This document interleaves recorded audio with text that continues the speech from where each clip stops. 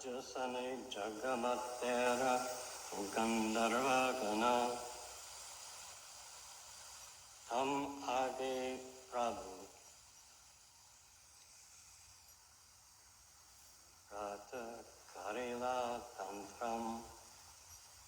Now please hear about Lord Jagannath's going to the Gandicha temple, while Sri Chaitanya Mahaprabhu danced before the Ratha cart.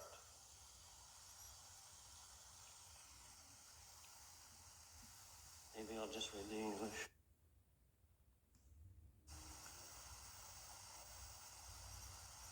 The Lord performed kirtan for some time, and through his own endeavor, inspired all the devotees to dance.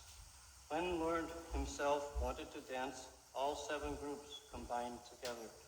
The Lord's devotees, including Srinivas, Ramai, Raghu, Govind, Mukund, Haridas, Govindanandana, Madhava, and Govinda, all combined together.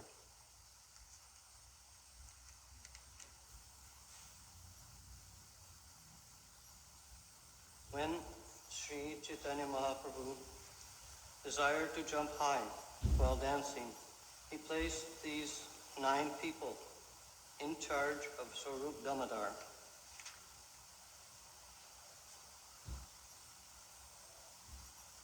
These devotees, Swarup Damodar, and the devotees in his charge, sang along with the Lord, and they also ran beside him. All the other groups of men also sang. Offering obeisances to the Lord with folded hands, Sri Chaitanya Mahaprabhu raised his face towards Jagannath and prayed as follows.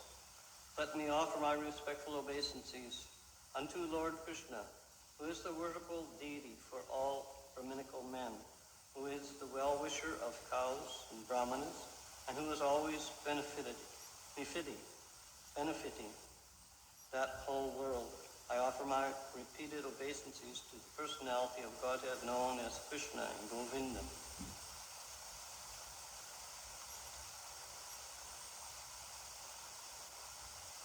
So this is a quote from the Vishnu Purana, 1:1965. All glories unto the Supreme Personality of Godhead, who is known as the Son of Devaki. All glories to the Supreme Personality of Godhead, who is known as the light of the dynasty of Vishnu.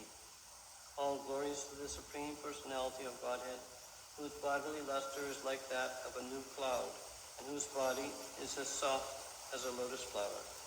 All glories to the Supreme Personality of Godhead, who appeared on this planet to deliver the world from the burden of demons, and who can offer liberation to everyone. This is a quote from the Mukunda Mala, verse 3. Lord Sri Krishna is he who is known as Jananivas, the ultimate resort of all living entities, and who is also known as Devaki Nandana, or Jasoda Nandana, the son of Devaki and Jasoda.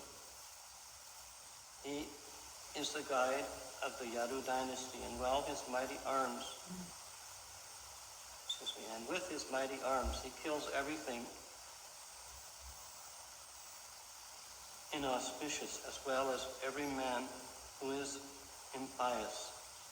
By his presence, he destroys all things inauspicious for all living entities, moving and inert.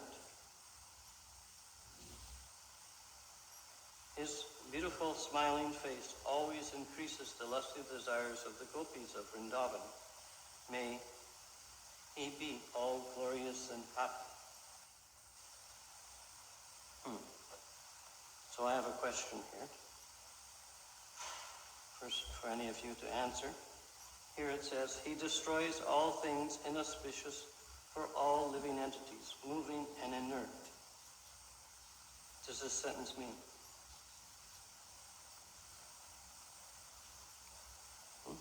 All living entities who are moving and inert?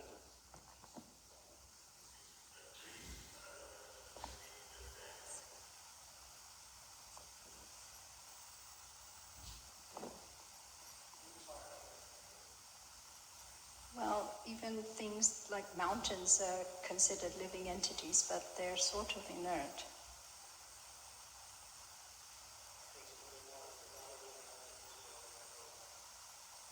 Well, they said there's jivas that exist everywhere, and even in ether, and all the material elements.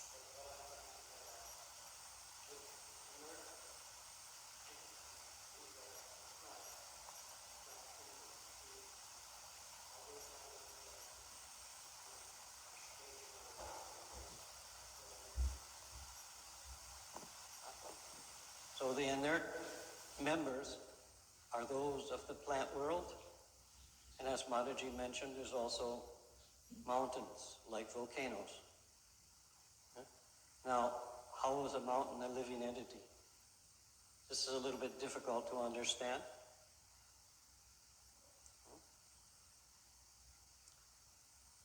Every living entity in every living entity, one can observe certain features during its lifetime.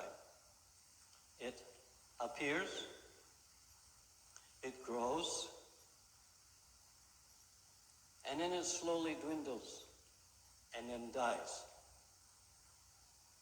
All living entities do this. It doesn't matter whether they are inert, meaning stationary, not moving anywhere, or whether they are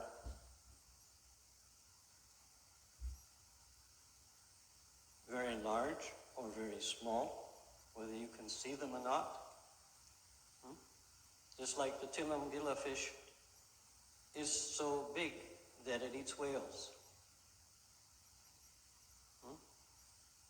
And as far as material science understands, the whales are the largest creatures on the planet. Yet, in the Vedic literature, it says there's another kind of fish that's even larger. So just the other day I was listening to some facts about Hudson Bay, and it says that underneath Hudson Bay is only 100 meters deep. But underneath that, below that level of the crust, underneath Hudson Bay, there is a gigantic ocean that's 4 times larger than Hudson Bay. And so this area, no one's been to before. So how do they know that there's not some other living entities existing there that we've never seen before? So there's so many things in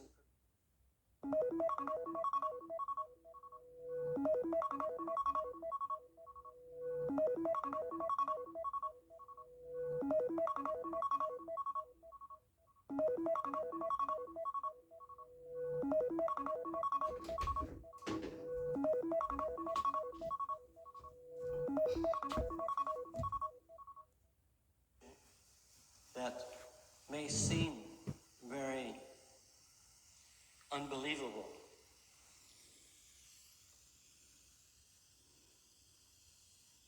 It's only unbelievable because we haven't gone there before, just to these different places.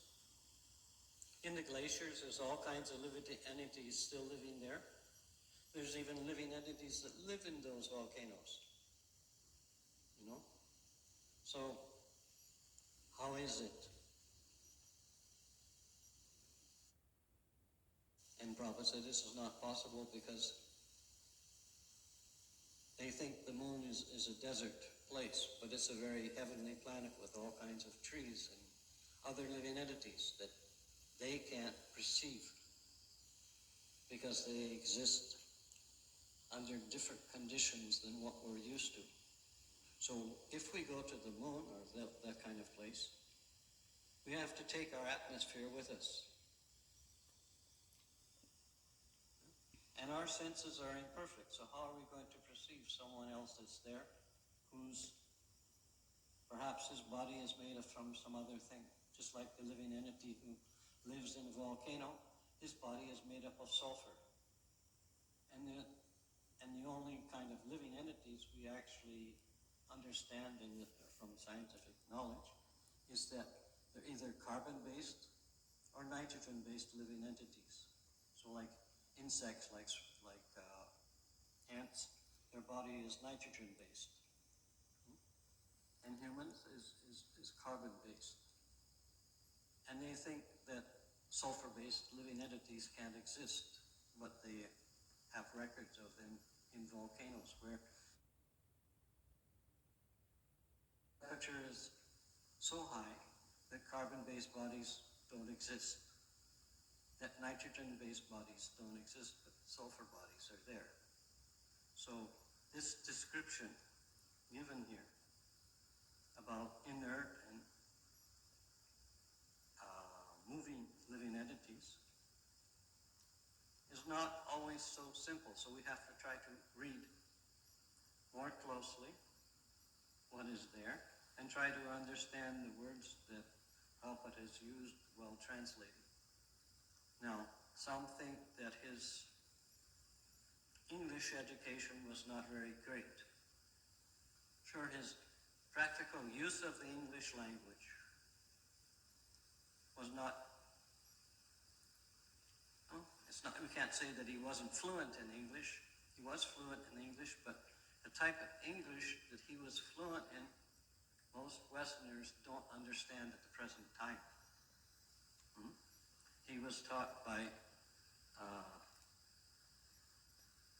people who spoke English with a Scottish accent and used grammatical words that English people don't use. Just like there's one word Prabhupada used frequently, and this word was orts. Now, orts means the remnants of someone else's food remnants. And in English, if you look in the English dictionary, you can't find this word. But if you look in a Scots dictionary, that word appears there, and it is not used in Scotland anymore. It's archaic because it's from more than 100 years ago, for like 150 years ago, since it was last used, any frequency. So many of the words that Prabhupada used are not understandable by many Westerners. I know when I was first living in the temple in the early 70s, for Bhagavatam class, we had listened to a tape of Srila Prabhupada speaking. And they had to stop the tape every few sentences.